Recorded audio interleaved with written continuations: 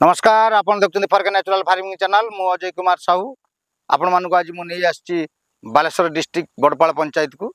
तो आपण माने जानिचंती वर्तमान जो चाइचुई धान बोली कहले जानि परिबे जोटा रबी फसल गरम दिन धान चाष आपण माने जानिचंती धान रेट भी बढ़ी। आपण मानकर जदि धान चाष करिसंती ताल निश्चित भाव धान चाष करंतु एवं जो चाषी भाई माने धान रुई सारिलेनी किबा धान रुआ काम सरीगलानी से विशेषकर अनुरोध जो विभिन्न प्रकार जौआ लगुच आपणकर पत्रपोड़ा लगुच मूल पचा लगुच आपण मानक पूर्वर आम दुईटी भिडियो करी कहीलु।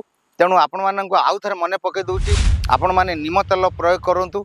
निम तेल भागमाप ध्यान नदेले गछ प्रति टिके विपद आसपे सेमती गछ मरब ना किंतु गछ प्रति अल्प टिके विपद आसपे। तेणु निम तेल आपण मैंने जानते आपण मानक मार्केट रे मिल जिवो। तेणु 15 लिटर जो बेरेल 15 लिटर पानी ले आपण 40 ml निम तेल दिंतु एवं गोटे पैकेट शैम्पू दिंतु। शैम्पू दबार कारण हूँ मु गोटे भिडियो आम आपण मानक देखु तेल जातीय दिन जो जिते प्रकार मार्केट रे तेल अच्छी पानी उपरे ढालिले से निश्चित भाव में उपरे भाषिब। तेणु सेठी शैम्पूर साहाय्य नवाई पड़े।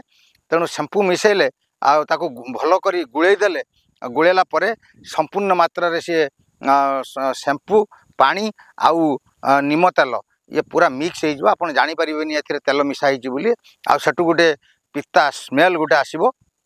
तेणु यही बेले आपड़ जदि 15 लिटर पानी रे 40 ml निम तेल मिसे जदि स्प्रे करती ताले आपण माने जानिथिबे निश्चित भाव में पत्र पिता हो एवं पिता हो गले जो विभिन्न प्रकार जो प्रजापति हो कि गुंडीपुक हो कि आपणकर रहिला जौआ हो ये सब पुक सेठी पितारे बसबे ना। आपण मानकर औषध जो केमिकल औषध जो आणुचंती मार्केट रु बहुत पैसा आपणकर खर्च हो ये बहुत कम पैसा रे आपण बेनिफिट पाइबे। तेणु चाष जदि करिसंती निश्चित भाव में निम तेलर सहारा नियंतु एवं निम तेल प्रयोग करंतु। आपण माने जानिचंती आम ओडिशा कौन विश्व रे भी सबुठारु बड़ देवता बड़ ठाकुर से जगतर नाथ जगन्नाथ।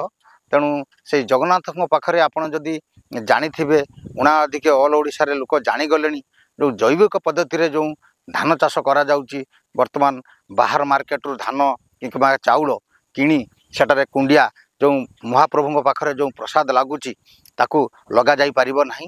जोटी संपूर्ण मात्रा प्रमाणपत्र देई जो चाषी भाई माने जैविक पद्धति रे चाष करती तांको पाखरु से चाउल आनी महाप्रभुंकर प्रसाद लागिबो। तेणु आपण माने जानिचंती जो जगतरनाथ जगन्नाथ पाखरे जोटी महाप्रसाद लगुची। तेणु आमे माने भी सचेतन हवा दरकार। आपण माने भी धीरे धीरे जैविक पद्धति रे चाष करंतु। आउ वर्तमान मार्केट रे प्रत्येक मार्केट रे आपण जो डिस्ट्रिक्ट रे थांती जैविक पद्धति रे सार कहतु औषध कहतु विभिन्न प्रकार जिनस बाहर लानी आपण माने धीरे धीरे आणतु। आ सार विशेषकर सबुठारु बड़ कथा होची आमे जो केमिकल जो सार यूज करूचु आम माटीटा को आम नष्ट कर दउछु। जो जिया जोटा माटी रे जैविक पद्धति रे देखिए जिया सृष्टि हम जैविक सार आपण यूज करंतु माटी ढिला रहिबो एवं सेटारे ऑटोमेटिक जिया सृष्टि हम हजार हजार जिया जियारु जिया जन्म ग्रहण करेंगे। किंतु जदि आम केमिकल यूज करूँ जिया सेठू मरबे माटी टाइट हो आपणकर विभिन्न प्रकार रोग आसो।